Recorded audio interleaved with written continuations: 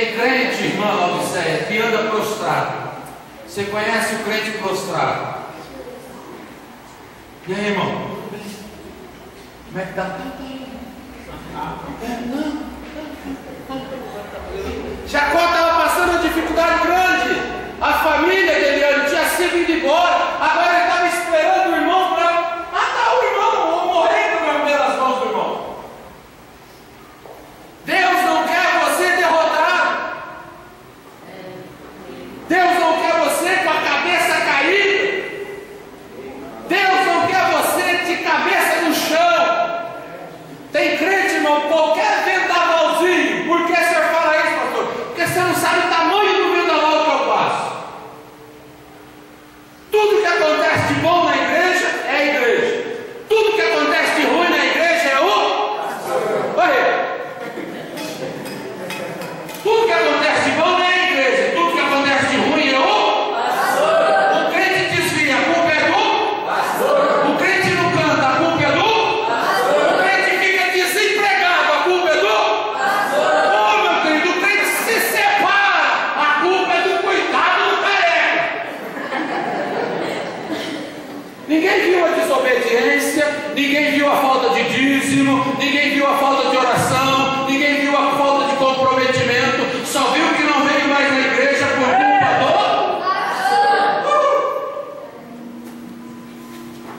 Se eu tivesse duas costas, não caberia o tanto de pedrada. Aí Deus fala para Jacó assim: levanta-te e sobe. Vamos comigo? Levanta-te e sobe. Por que subir? Porque não, Deus não gosta de crente que desce. Aleluia. Está entendendo o recado? Aleluia. Deus não gosta de crente descendo. Deus quer o crente para cima. Uma vez eu perguntei para um pescador: pescador, o que acontece com o barco numa tempestade? Ele disse: pastor, nós estamos tão acostumados com a tempestade que o perigo não é a vela, o perigo não é as ondas dentro do barco.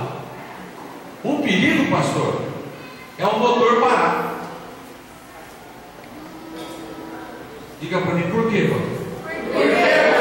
Porque se o motor parar, a bomba d'água para de jogar água de dentro do barco para fora. A bomba d'água parou de jogar água do barco de dentro para fora, acontece o que com o barco? O perigo do crente, irmão, é parar. É Deus. Quando para, a bomba para de funcionar. E você vai afundando. Mas Deus nessa noite tem ligado uma bomba no 220, 320, vai bombar. Aí você, como é que vocês fazem? A gente liga a bomba, coloca a bússola no lugar que a gente quer e vamos em frente. Mas, meu querido, eu já vi naqueles filminhos que o barquinho vai, a onda joga o barquinho para trás. O barquinho vai, a onda joga o barquinho para trás. Como é que fica? Aí ele disse para mim assim: pastor, o barco vem para trás, mas se tiver ligado, ele vai de novo para frente. Aleluia.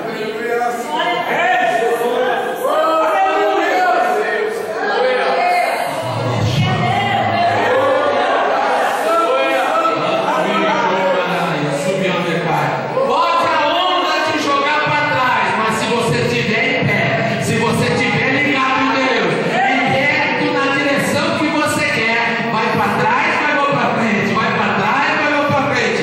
Uma hora você vai chegar. Quantos podem glorificar a Deus nessa hora? Andar por andar, irmão, não altera nada o crente. Não altera a vida do crente. Mas o crente tem que andar para cima, para frente. Diga para o teu irmão: ande para frente. Toma vergonha. Levanta a cabeça. Pare de ser cuidado. Tem na igreja, não tem aquele Zé Cuidado? Né, irmão? Desce. A gente chega no meu irmão. Você só encontra o irmão desgraçado da vida.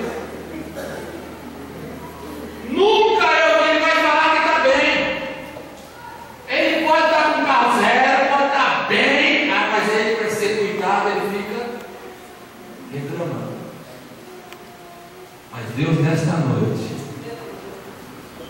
Quem quer receber algo de Deus? Levante a mão. Aleluia! Só uma levantadinha assim. Aleluia! O depois de Deus está chegando agora.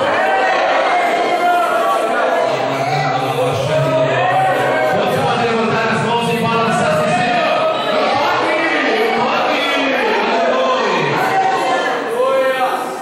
Depois, disse Deus a Jacó: levanta, sobe e vai até Betel. E vai até Betel. E vai até Betel. Olha para o outro acordar aí. E vai até Betel. Aleluia. Deus não quer você para baixo. Quem desce, Juarez, vai ser derrotado. Havia um moço muito bonito na cidade. E um dia ele resolveu ir para Jericó. Jericó, da onde que ele estava, era descida. E diz a Bíblia que quando ele desceu para Jericó, ele foi assaltado. Quem desce é assaltado pelo diabo, quem desce é assaltado pelo inimigo. O crente começa sentando aqui, passa para cá, vai para lá, pula para cá, pula para lá, e de banco em banco vai para trás. De repente eu vou ficar na porta, de repente eu vou ficar no portão, de repente eu vou ficar do outro lado da rua para ver se o som tá bom. O diabo vem e crau. Quanto mais você sai da presença de Deus, mais você fica aberto ao diabo. Aleluia. Vai até Betel. Jesus está falando, tome uma direção. Betel é a casa de Deus, mas eu não quero falar sobre a casa de Deus hoje. Eu quero falar sobre uma direção. Tome um rumo. Tome uma direção na sua vida. Vou servir a Deus, eu vou servir a Deus. Vou servir a Deus na Assembleia de Deus, na Assembleia de Deus. Vou servir a Deus na Batista, na Batista. Mas cria raiz na onde você for servir a Deus e testifica que Deus vai mudar a tua vitória naquele lugar. Se você fixar a raiz nessa casa, eu te prometo que palavra para alimentar a tua raiz você vai ter. Tome um rumo, tome uma direção.